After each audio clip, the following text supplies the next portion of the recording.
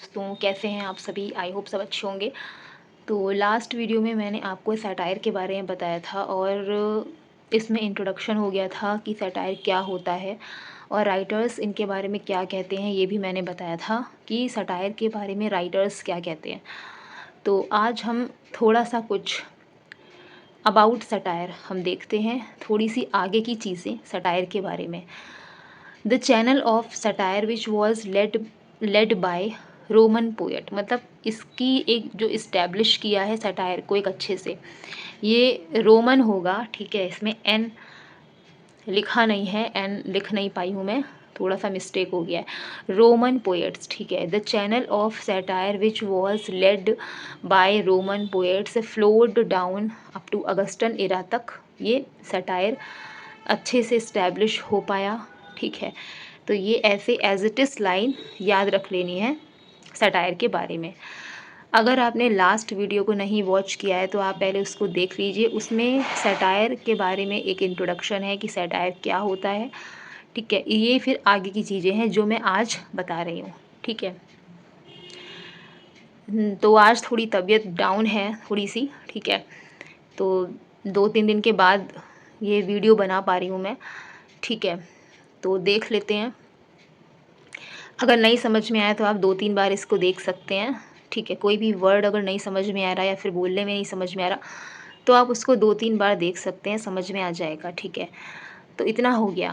The first satire in English literature, English literature में जो first satire है वो आपका है पियर्स प्लोमैन। ठीक है, सॉरी, पियर्स प्लोमैन, जो कि विलियम लैंगलैंड ने लिखा था।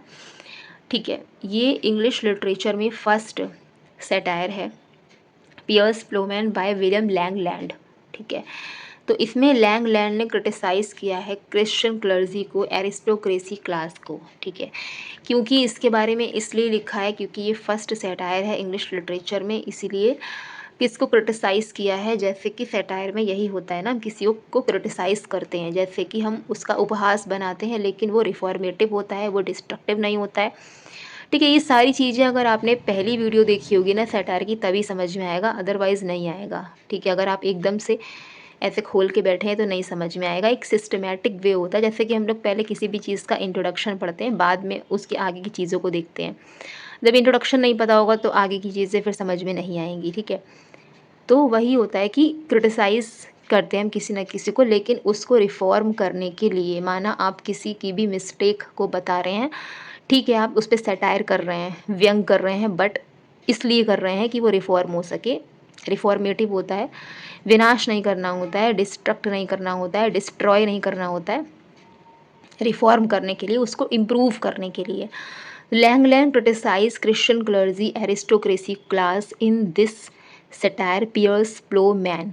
आगे करेक्टरिस्टिक्स क्या क्या होनी चाहिए थोड़ा और समझ लेते हैं तो सटायर अच्छे से समझ में आ जाएगा। इसके बाद मैं आपको फेमस सैटरिस्ट एंड सटायर वो मैं आपको बताऊंगी नेक्स्ट वीडियो में। करेक्टरिस्टिक्स है, satire may be inspired by some personal grievances का मीन्स होता है कुछ शिकायत।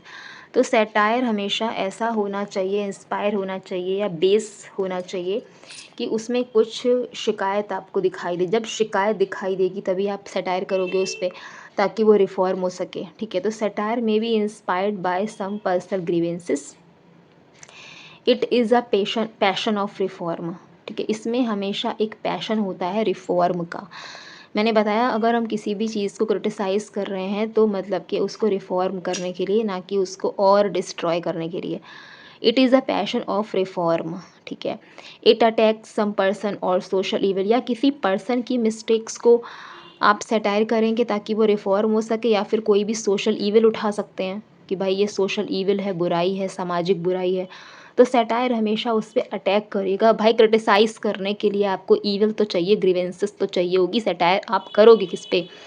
ठीक है, तो समझ में आ गया होगा। इट हेट्स द सिन, ये सिन को हेट करता है, माना किसी भी पर्सन में सिन है लेकिन वो पर्सन गलत थोड़ी ना है, उसके अंदर जो बुराई है, इविल है, उसको रिफॉर्म करना है, उस पर हम सैटायर करेंगे। तो इट हेट्स द सिन, सिन को हेट करता है, नॉट द सिनर, सिनर को हेट नहीं करता है, सिन को हेट करता है। ओके, समझ में आ रहा होगा। इट इज़ ऑलवेज टर्स, इसकी एक कैरेक्टरिस्टिक ये है कि टर्स स्टाइल में होता है। टर्स बोले तो संक्षिप्त, छोटा।